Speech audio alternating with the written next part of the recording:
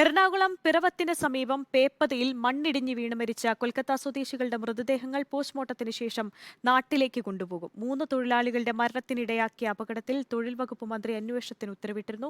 അപകടത്തിൽ ജില്ലാ കളക്ടർ മന്ത്രിക്ക് റിപ്പോർട്ട് സമർപ്പിക്കും. പിറവത്തിന് സമീപം പേപ്പതിയിൽ കെട്ടിട നിർമ്മാണത്തിനിടെ മണ്ണിടിഞ്ഞാണ് 3 ഇതര സംസ്ഥാന തൊഴിലാളികൾ മരിച്ചത്. ഇന്നലെ വൈകിട്ട് 4 മണിക്കായിരുന്നു അപകടം. കൊൽക്കത്ത സ്വദേശികളായ ഗൗർമൊണ്ടൽ, സുകുമാർ ഘോഷ്, സുബ്രത കിർത്താനിയ എന്നിവരാണ് മരിച്ചത്. കെട്ടിട നിർമ്മാണത്തിനായി മണ്ണ് നീക്കുമ്പോഴാണ് അപകടമുണ്ടായത്. അപകടത്തിൽപ്പെട്ടവരെ പോലീസും ഫയർഫോഴ്സും ചേർന്ന് ആശുപത്രിയിലെത്തിച്ചെങ്കിലും രക്ഷിക്കാനായില്ല. അപകടത്തിൽ തൊഴിൽ വകുപ്പ് മന്ത്രി വി ശിവൻകുട്ടി അന്വേഷണത്തിന് ഉത്തരവിട്ടു. ജില്ലാ ലേബർ ഓഫീസർക്കാണ് അന്വേഷണ ചുമതല. ജില്ലാ കളക്ടറോട് മന്ത്രി റിപ്പോർട്ട് തേടി. കളമശ്ശേരി മെഡിക്കൽ കോളേജിൽ സൂക്ഷിച്ചിരിക്കുന്ന മൃതദേഹങ്ങൾ പോസ്റ്റ്മോർട്ടത്തിന് ശേഷം ഇന്ന് കൊൽക്കത്തയിലേക്ക് കൊണ്ടുപോകും.